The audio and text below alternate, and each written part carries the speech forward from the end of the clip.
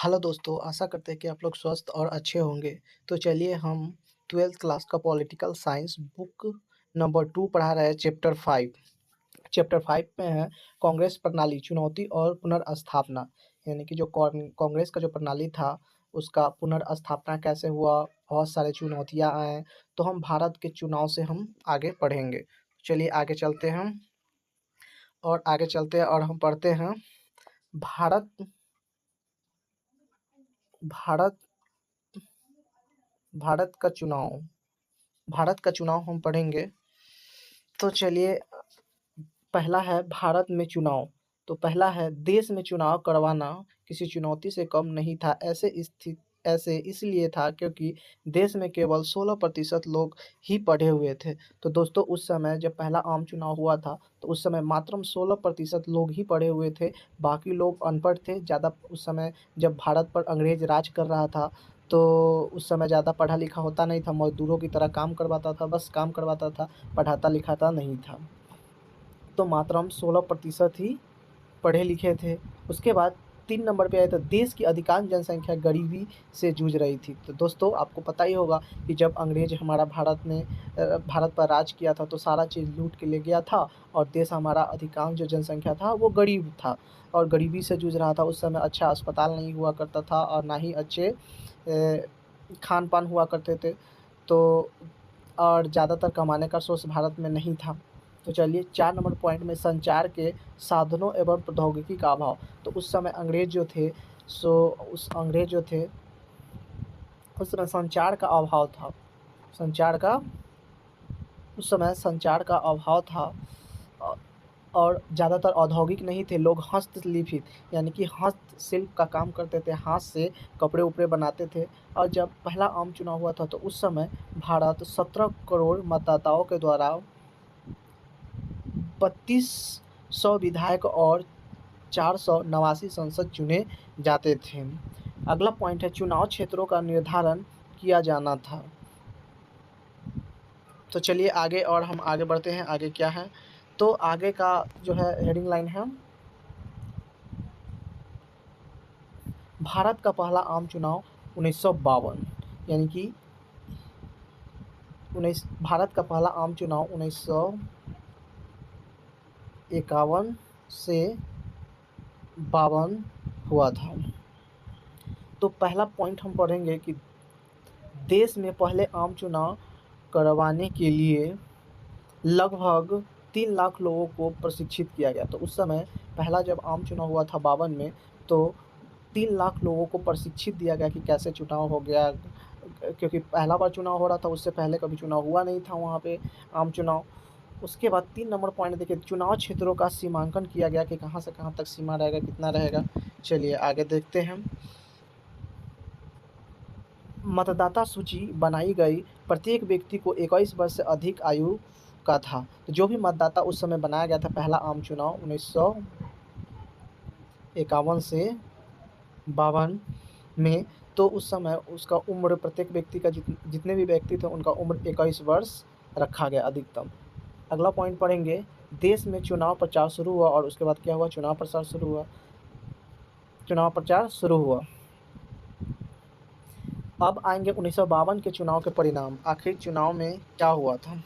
तो भारत के लोकतंत्र सफल रहा, यानी कि 1 नंबर में भारत के लोकतंत्र क्या रहा, सफल रहा।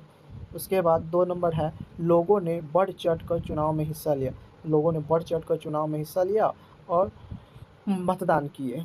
3 नंबर पे चुनाव में उम्मीदवारों के बीच कड़ा मुकाबला हुआ और को भी परिणाम हारने वाले उम्मीदवारों को भी परिणाम को सही बताया। यानी कि उस समय भी चुनाव हुआ था तो जो विपक्ष थे, जो हार गए थे, वो बताया कि हाँ, ये जो चुनाव हुआ है बिल्कुल सही हुआ था।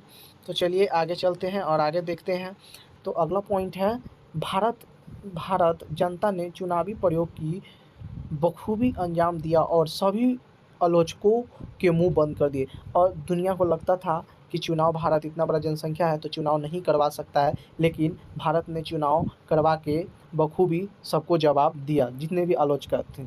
चुनाव में कुल चुनाव में सॉरी चुनाव में अंग्रेज़ों चुनाव में सॉरी चुनाव में कांग्रेस ने 364 सीटें जीती और सबसे बड़ी पार्टी बन के उभरी।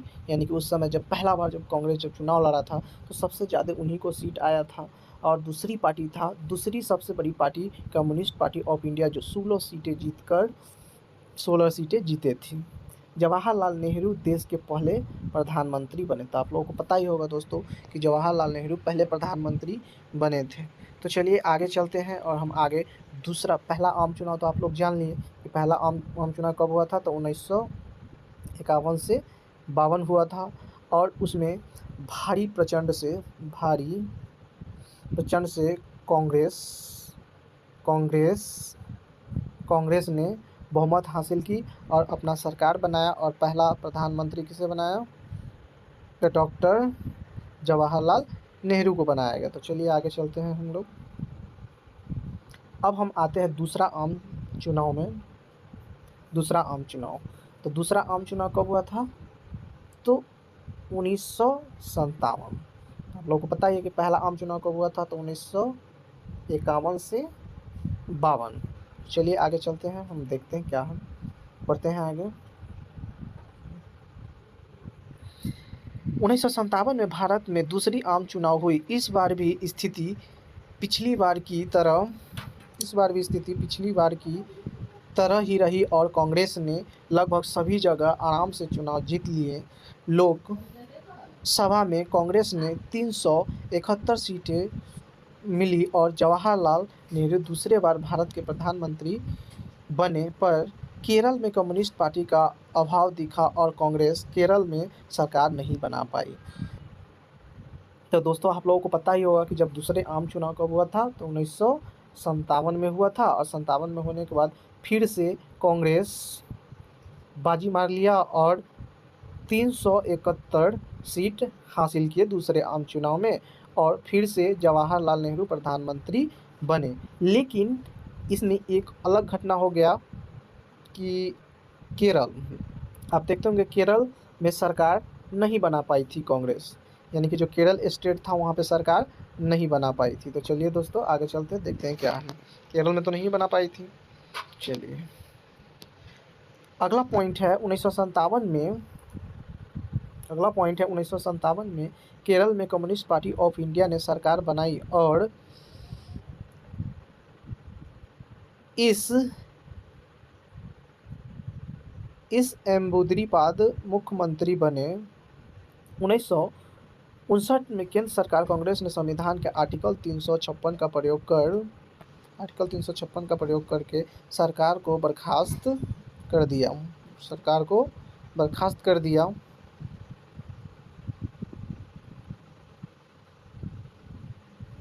कर दिया। इस फैसले में भविष्य में बहुत विवाद भी हुआ। यानी कि बाद में चल के केंद्र सरकार में कांग्रेस का ही सरकार था, लेकिन आर्टिकल 356 राष्ट्रपति शासन लगाकर और फैसले भविष्य में बहुत विवाद हुआ और उसको बर्खास्त कर दिया। तो चलिए ये था, आप लोग देखें कि पहला आम चुनाव कब हुआ था, तो 1951 से 52। दूसरा आम चुनाव कब हुआ था, 1956। अब तीसरा आम चुनाव कब है, तो तीसरा आम चुनाव 1962 में हुआ था। तो चलिए आगे हम तीसरा आम चुनाव पढ़ेंगे।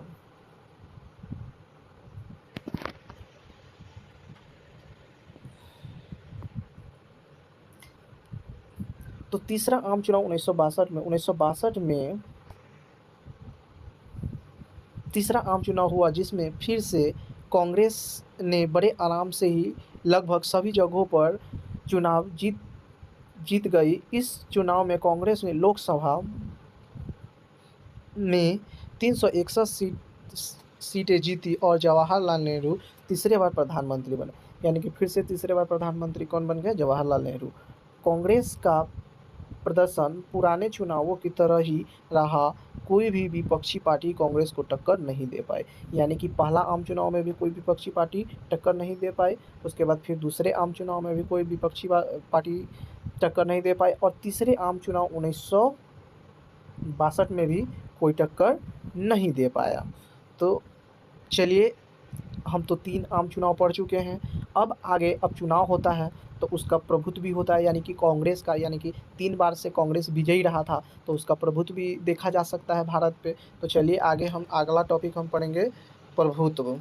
कांग्रेस का प्रभुत्व पढ़ेंगे, तो देखते हैं कांग्रेस के प्रभुत्व में क्या है। तो 1952 के चुनाव में जहां एक तरफ कांग्रेस 364 सीटें मिली, वहीं दूसरी तरफ सबसे बड़ी party communist party of India सिर्फ 16 सीटें जीत सकी। यानी कि उस समय कांग्रेस जो था 364 सीटें जीती और दूसरे पार्टी जो था कम्युनिस्ट पार्टी था जो 16 सीटें जीती। यह संख्या यह संख्या यह संख्या साफ साफ कांग्रेस के प्रभुत्व को दर्शाता है। पर ऐसा हुआ क्यों? आखिर आप लोग जानना चाहते हैं कि आखिर ऐसा हुआ क्यों?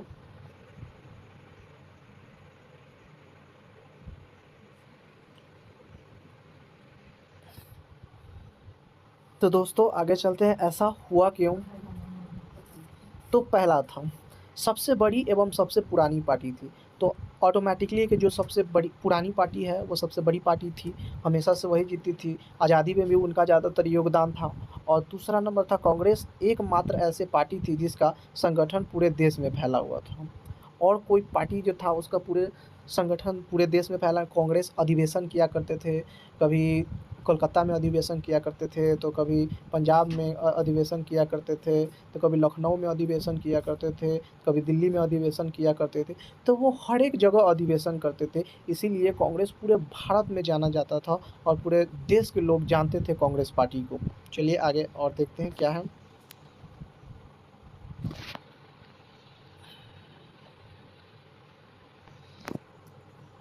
3 नंबर पे आइए, स्वतंत्रता संग्राम की विरासत। और स्वतंत्रता संग्राम की विरासत का मतलब ये होता है कि कांग्रेस ने क्या किया था, स्वतंत्रता में लड़ाइयाँ लड़ी थी। कांग्रेस पार्टी के जितने भी नेता हैं वो स्वतंत्रता में लड़ाइयाँ लड़ी थी। बड़े एवं करिश्माई नेताओं की अगुवाई थी, और बड़े करिश्माई जैसे कि गांधी जी हो गए, जवाहरलाल नेहरू हो गए, मतलब बड़े बड़े नेता उसमें हुआ करते थे कांग्रेस में। सभी वर्गों का समर्थन और सभी विचारधाराओं का समावेश, यानी कि उसमें सभी वर्गों का समर्थन, यानी कांग्रेस को सभी वर्गों का समर्थन था, और सभी का विचार इसमें, यानी सभी लोगों को बात मानते थे, देश को आगे बढ़ाना चाहते थे कि आज़ादी के बाद हम कैसे देश को आगे बढ़ाएं। तो उसके बाद कांग्रेस, अब अगला टॉपिक है कांग्रेस के प्रभुत्व की प्रकृति, यानी कि उनकी प्रकृति कैसी थी। तो चलिए आज हम देखते हैं कि प्रकृति कैसी है कांग्रेस की प्रकृति। तो 1 नंबर में आ जाइए, 1 नंबर में देखते हैं, भारत में कांग्रेस का शासन एक दल के प्रभुत्व जैसे ही था। तो एक ही दल था ही उस समय, कोई दल तो ज़्यादा अधिवेशन करता नहीं था, किसी दल को कोई जानता नहीं था उस समय, तो एक ही को कांग्रेस था जो भारत पे प्रभुत्व था कांग्रेस का ही। इसकी विशेषता क्या थी? इसकी विशेषता थी यह लोकतांत्रिक परिस्थितियों में स्थापित हुआ था, यानी कि लोग ने कांग्रेस को अपनी मर्जी से चुनावों चुनकर इन्हें सालों तक शासन के लिए मौका दिया गया, सालों तक शासन करने का मौका दिया गया था।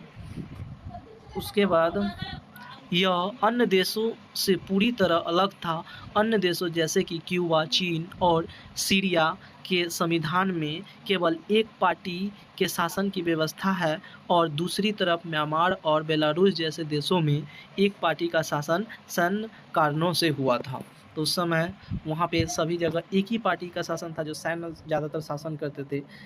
भारत में परिस्थिति इससे अलग थी। भारत में लोकतांत्रिक शासन के द्वारा ही कांग्रेस का प्रभुत्व स्थापित हुआ था, यानी कि भारत में जनता ही नहीं कांग्रेस को भारत में स्थापित किया, क्योंकि आज़ादी की लड़ाई लड़ी थी। क्योंकि ऐसा नहीं है कि मतलब कि नेता लोग ही लड़े थे, नेता के साथ साथ पूरे जनता लोग लड़े थे। भारत की परिस्थिति ऐसी थी, और भारत लोकतंत्र हुआ था, कांग्रेस का प्रभुत्व स्थापित हुआ था, कि भारत में कांग्रेस की लोकप्रिय को दर्शाता है, यानी कि भारत में कांग्रेस की लोकप्रिय को दर्शाता है। तो चलिए अगला टॉपिक क्या है देखते हैं। तो जवाहरलाल नेहरू की मृत्यु, आखिर जवाहरलाल की मृत्यु कैसे हुआ? जवाहरलाल की मृत्यु कैसे हुआ? तो 1964 में हार्ट अटैक के कारण जवाहरलाल की मृत्यु हो गई थी। तो दोस्तों आपको पता ही होगा कि जवाहरलाल नेहरू की मृत्यु कैसे हुआ था। तो 1964 में हार्ट अटैक की वजह से हुआ था। दूसरा है, जवाहरलाल नेहरू दूसरा है जवाहरलाल नेहरू की मृत्यु के बाद राजनीतिक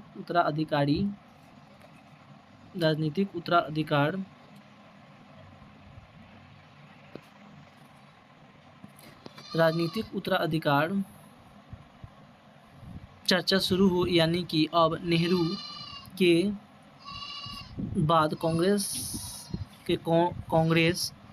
नेतृत्व कौन करेंगे और प्रधानमंत्री पद कौन संभालेंगे, पर इस समस्या को बड़े ही आराम से सुलझा लिया गया। चलिए आगे देखते हैं क्या है। आगे है, पार्टी के सभी बड़े नेताओं ने सलाह मशवरा करके लाल बहादुर शास्त्री को प्रधानमंत्री बनाने का फैसला किया। यानी कि जवाहरलाल नेहरू जो थे वो प्रथम पीएम बने और उसके बाद ट्विन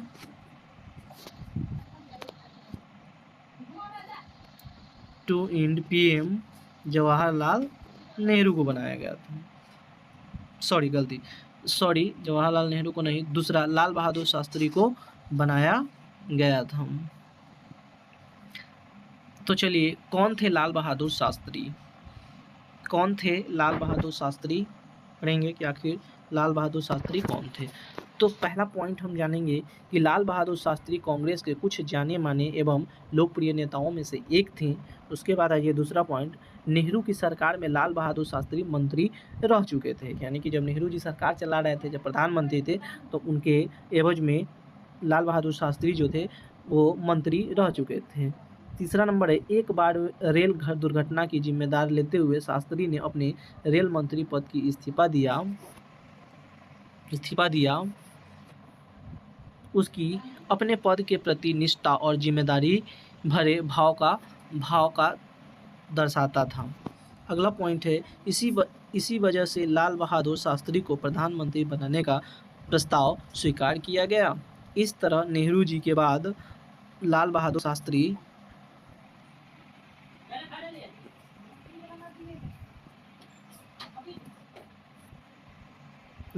शास्त्री